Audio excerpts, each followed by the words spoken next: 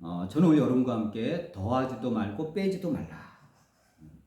더하지도 빼지도 말라. 이런 말씀으로 은혜의 말씀을 나누고자 합니다. 우리가 지금도 그랬지만 옛날부터 우리는 하나님에 대한 오해를 참 많이 갖고 살아가고 있습니다. 이스라엘 민족조차요, 하나님에 대한 오해를 많이 했어요. 이스라엘 민족은 하나님께서는 자기 민족만 돌보시고 자기 민족만 역사하시고 관장하시는 줄 알았어요. 아마 우리라도 그랬을 거예요. 왜냐면 애굽에서 강한 힘으로 바로를 물리치고 하나님께서 끌어내셨잖아요. 그리고 항상 이스라엘과 함께 하셨거든요. 그러니까 그럴만도 해요. 어떻게 보면 하나님은 이스라엘의 하나님이다. 하나님은 이스라엘을 돌보시는 분이다. 이렇게 깊은 생각이 자리 잡고 있었습니다. 여러분, 이스라엘이 그런데 다른 옆에 주변 민족들은 오죽하겠어요. 당연히 여호와 하나님은 이스라엘의 하나님이다. 우리랑 상관없다.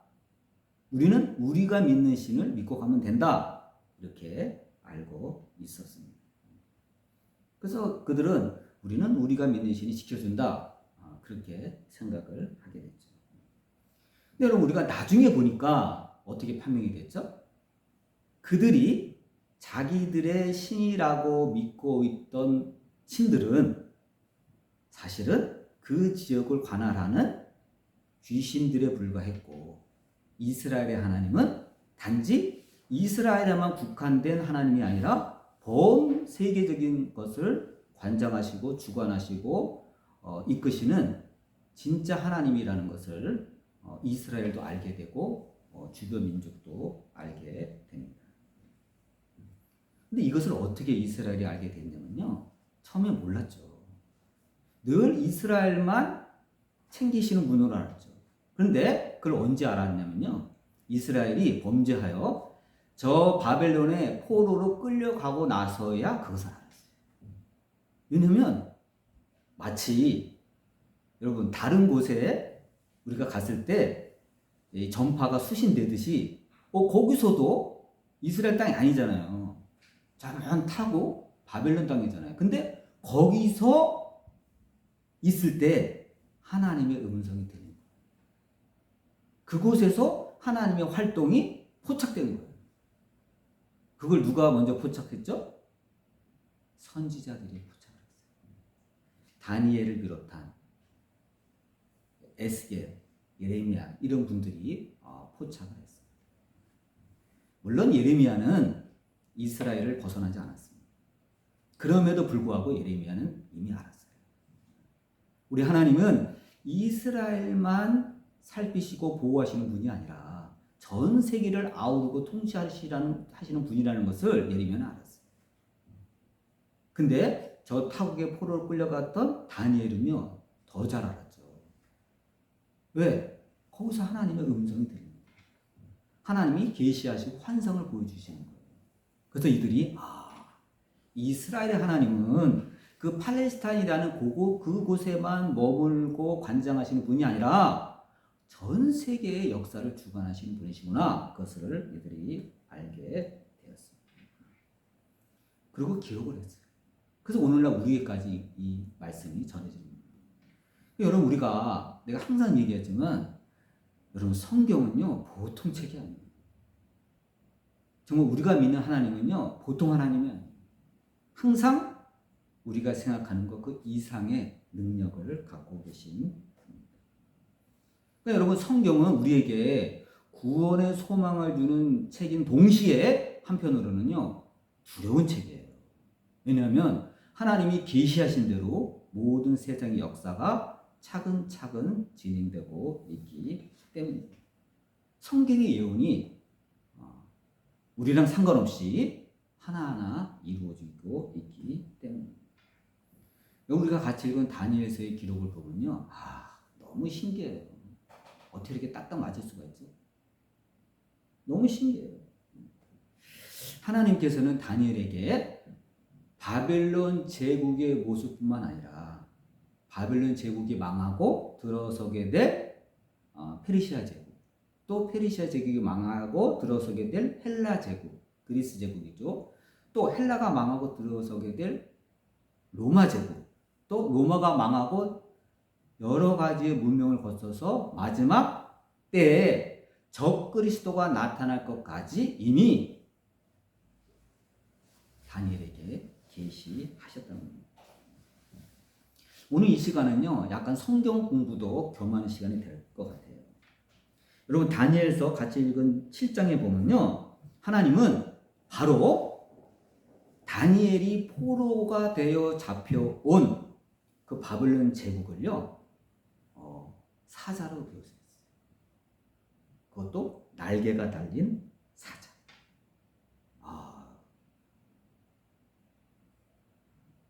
옛날에 그 비사표 성냥이라고 있었어요. 여러분 혹시 아시나 모르겠어요. 이 팔각 성냥통인데, 팔각을 했던 성냥통인데, 성냥이 가득 들었죠. 뚜껑을 열는데 거기 겉에 비사표 그래가지고 사자 그림이 있는데, 사자 등에 날개가 달렸어요. 새 날개, 2개. 그게 생각이 나요, 저는. 하여튼 그러한 형상의 모습을 바벨론으로 하나님께서 표시하셨습니다. 그 다음에 그 뒤에 일어날 페르시아 제국을요, 곰의 형상을 가진 모양으로 표현하셨어요. 이 곰이 갈비뼈를 뜯고 있어요. 포악한 거죠. 그 다음에 일어날 그 헬라 제국은요, 표범. 표범은 뭐죠? 특징이 날쌘 거죠. 사납고 유명하고 날쌔죠. 근데 이 표범도 날개가 달렸어요. 그것도 4개가 달렸어요. 엄청 빠른 거죠. 날개가 2개 달려도 빠른데 4개가 달렸어요. 3 날개. 엄청 빠른 거죠. 그 다음에는 뭐죠? 로마 제국. 로마 제국은 강한 이빨을 가진 무서운 10뿔이 달린 맹수로 하나님께서 표현하셨습니다. 이처럼 하나님은 각 제국의 특징을 짐승으로 표현했었어요. 여러분 생각해 보세요. 나무로 표현할 수도 있죠. 그렇죠? 무슨 과일로 표현할 수도 있잖아요. 그 각 제국의 모습을. 근데 하나님은요, 짐승으로 표현했어요. 이것은 그 제국의 특징을 하나님께서 정확하게 묘사한 것입니다. 그것도 사나운 짐승. 대표적인. 뭐 빌빌거리는 그런 짐승이 아니에요. 사나운 짐승. 사자, 곰, 표범, 강한 이빨을 가진 맹수, 이렇게 표현을 하셨습니다. 여러분, 우리의 각 개인은요, 도덕적이고 착할 수 있습니다. 물론 못된 사람도 있어요. 근데 대부분 사람들은 기본적으로 착한 양심을 갖고 있습니다. 또 그렇게 교육을 받고 있고요. 근데 여러분, 사회 나가면 어떠죠? 사회는 달라요. 사회는요, 굉장히 비도덕적이에요. 굉장히 이기적이에요. 굉장히 물질적이고 이익 추구적이에요. 그래서 여러분, 사회는요, 못됐어요. 한마디로. 개인은 굉장히 도덕적일 수 있지만 사회는 비도덕적이에요. 그것은 근본적으로 자기 이익을 추구하기 때문에, 집단의 이익을 추구하기 때문에, 그래서 비도덕적이고 못됐어요. 그래서 자기 위치가 조금만 높으면요, 갑질을 해요. 요새만 그런 게 아니에요. 옛날부터 그랬어요. 그래서 사회생활하기가 힘들다는 거예요. 그래서 내만 갚지 않다는 거예요. 그런데요, 여러분, 사회는 아무것도 아니에요. 국가는 사회보다 몇 배 더 비도덕적이고 악합니다. 한마디로 맹수 같은 거예요. 여러분, 사회에서 죄를 지면 어떻게 되죠? 사회법에 따라 잡아다가 벌금을 때리든지 감옥에 가둬버립니다. 더 심하면 사형시켜버려요. 요즘 우리나라에서 사형이 거의 없죠. 사형이라는 그 법이 있지만 형식화됐어요. 사형을 집행 안 하고 있어요. 얼마나 법이 지금 흐물흐물된지 몰라요. 그래서 사회는 그래요. 굉장히 비도덕적이고 이기적이고 자기 유익을 추구하는 그 집단인데도 불구하고 그 정도밖에 안 돼요. 근데 국가는 어떻게 되죠? 국가는 굉장히 악합니다. 이웃나라에 막 쳐들어가요. 이웃나라가 잘못한 게 없어요. 근데 막 쳐들어가요. 그러면 그 침략당한 나라는 어떻게 되죠? 조공을 바치든지 화해 요청하는 사절을 보내서 조공을 바치든지 아니면 식민지가 되든지 아니면 죽기 아니면 살기를 싸우는 수밖에 없어요. 여러분 나라와 나라끼리 전쟁이 붙으면 중재하는 그런 어떤 그 확실한 기구가 있나요? 물론 우리 세계 유엔이라고 있죠. 근데 그 유엔은 그냥 형식적이에요. 유엔의 힘이 없어요. 국가의 범죄를 통제할 수 있는 방법은 사실상 없습니다. 오직 힘의 논리만 작용하는 것이 국제 정치의 현실이에요. 약육강식이에요. 약한 나라는 강한 나라에게 잡아먹히고 식민지화 될 수밖에 없어요. 우리는 옛날의 역사가 세계 역사가 그것을 증명하고 있습니다. 이것이 국가가 가진 맹수성이에요. 하나님은 각 제국을 표현할 때 짐승으로 표현했습니다. 인정사정 없는 짐승. 오늘 이 말씀 가운데 우리가 주목할 나라가 있습니다. 바벨론이 있죠. 페르시아가 있죠. 헬라가 있죠. 로마가 있죠. 기타 등등. 오늘 주목할 나라가 어떤 나라죠? 여러분에게 제가 말씀드리고 싶은 나라는 헬라예요. 헬라 제국, 그리스 제국.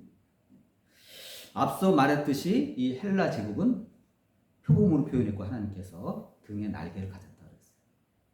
여러분 표범도 기본적으로 얼마나 빠른데 이 날개가 달렸다는 것은 이 헬라 제국의 이 민첩성과 이 속도를 얘기합니다. 헬라 제국 군대의 속도를 얘기하는 거예요. 속도죠. 옛날 징기스칸 군대가 중앙아시아, 유럽까지 막 쳐들어가고 큰 판도를 일으켰던 것처럼 이 헬라 제국도 엄청난 속도로 제국을 건설합니다. 하나님 굉장히 치밀하신 분이에요. 여러분 성경에 알렉산더라는 이름이 안 나옵니다. 그렇죠? 헬라 제국이라는 이름이 안 나와요. 근데 그럴 필요가 없어요. 하나님. 왜? 충분하게 상징으로 우리에게 설명하실 수가 있습니다. 여러분 다니엘서 8장을 보면 이 페르시아 제국과 헬라 제국이 나오는데요. 이 페르시아 제국은 아까 뭐라 했죠? 곰으로 묘사했댔죠. 곰은 조금 둔합니다. 근데 전투할 때 또 빨라요. 그리고 곰은 싸나워요. 근데 이 곰을 뭐라고 또 표현하냐면 두 뿔을 갖고 있는 순양으로 표현을 했어요. 순양. 수컷 양이에요. 뭐가? 페르시아가. 근데 그 뒤에 일어난 헬라 제국, 알렉산더의 헬라 제국을 숫염소로 표현합니다. 여러분 순양과 숫염소 누가 강하죠? 누가 더 포악하죠? 염소가 포악하죠. 여기 염소 포악합니다. 그래서 숫염소가 순양을 들이받습니다. 성경이 이렇게 나와요.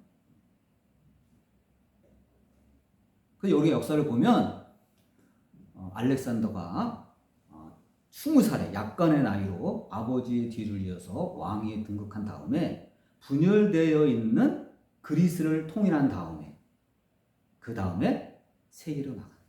세계 정복에 나선다 해서 세계 정복에 나서게 됩니다. 그런데 동쪽에 막강한 페르시아가 버티고 있어. 이 페르시아를 알렉산더가 단숨에 깨버립니다. 그리고 이집트도 점령하고 인도 북부까지 점령을 합니다. 아프가니스탄을 거쳐서 북부까지 점령을 합니다. 33살의 나이에 그렇게 해버립니다. 여러분 알렉산더가 더 하고 싶었어요. 더 진격했는데 부하들이 향수병에 걸렸어요. 20살 때 왕이 돼가지고 통일한 다음에 정복사업을 했는데 세상에 집을 떠나서 너무 타향살이 전쟁만 했더니 직원이 아니지.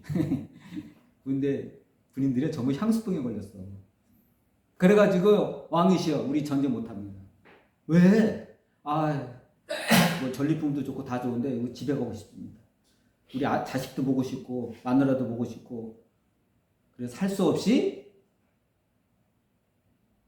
거기까지만 하고 돌아오거든요. 알렉산더. 근데 여러분 알렉산더는 야망 있는 사람이거든요. 독한 사람이거든요. 목표가 없어졌어. 그래서 마음에 병이 듭니다.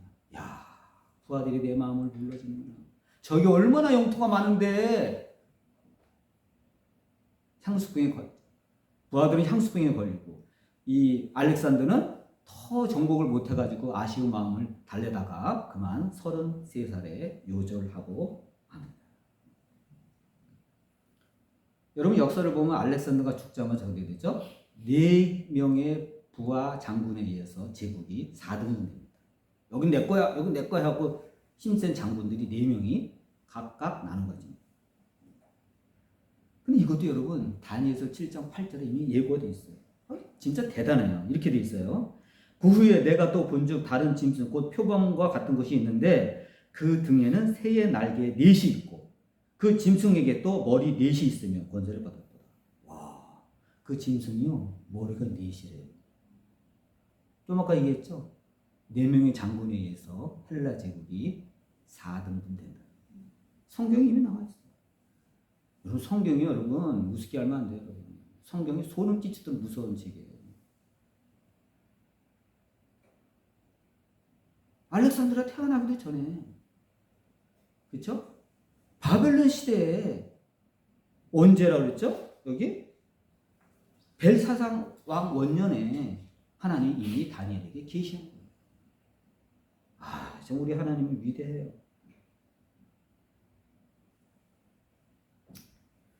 네 명의 장군이 의해서 나라가 4등입니다. 여기 뭐라고 했죠? 그 짐승에게 또 머리 4이 있으며 권세를 받았더라. 이게 중요해요. 여러분. 권세를 받은 거예요. 여러분 각 나라의 지도자들은 권세를 받은 겁니다. 어디서 받은 거죠? 위에서 받은 거예요. 그러니까 여러분 까불면 안 돼. 근데 권세 받은 자들은 어떻게 됐죠? 까불어요. 자기가 능력이 있어서 쿠데타에 성공한 거예요. 자기가 능력이 있어서 권세를 받은 자라고. 아니요. 위에서 주신 거, 위에서. 4명의 장군, 자기들이 잘나서 권세를 잡은 게 아니에요. 똑똑해서. 위에서 주신 거, 위에서. 하나님이 주신 거예요. 권세를 받았더라. 이제. 그러므로 모든 권세는 하나님께로 나온 것이고, 하나님께로부터 위임받은 거예요. 자기 게 아니에요. 그 여러분, 위임받은 권력은 어떻게 사용해야 되죠?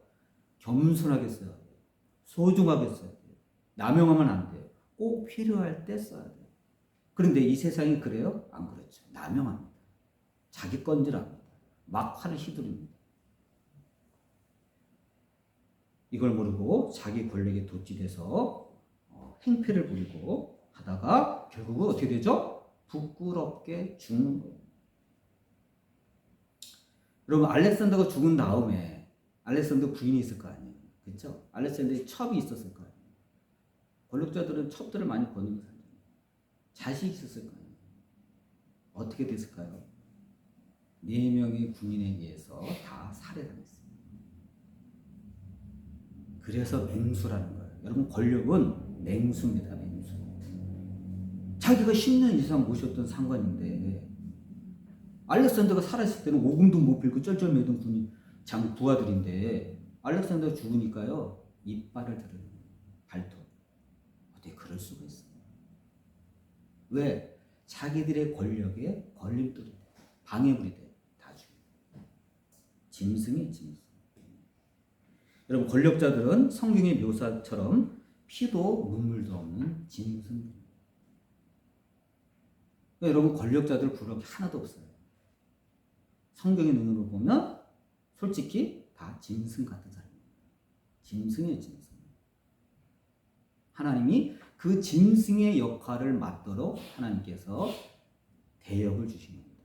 그러니까 그 대역을 맡은 사람은 불행한 거예요. 권력자가 안 된 것을 얼마나 감사해야 되는지. 근데 이 다니엘이 이 환상을 본 것은 성경에 의하면 바벨론의 벨사살 왕 원년에 본 것입니다.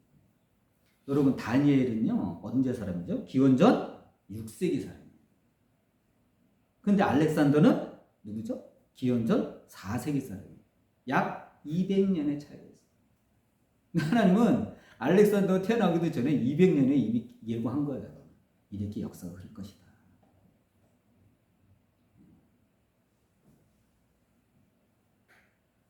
순염소 같은 자가 나타나서 순양처럼 생긴 페르시아를 들이받을 것이다.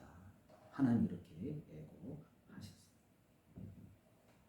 여러분 우리 기독교인들은요.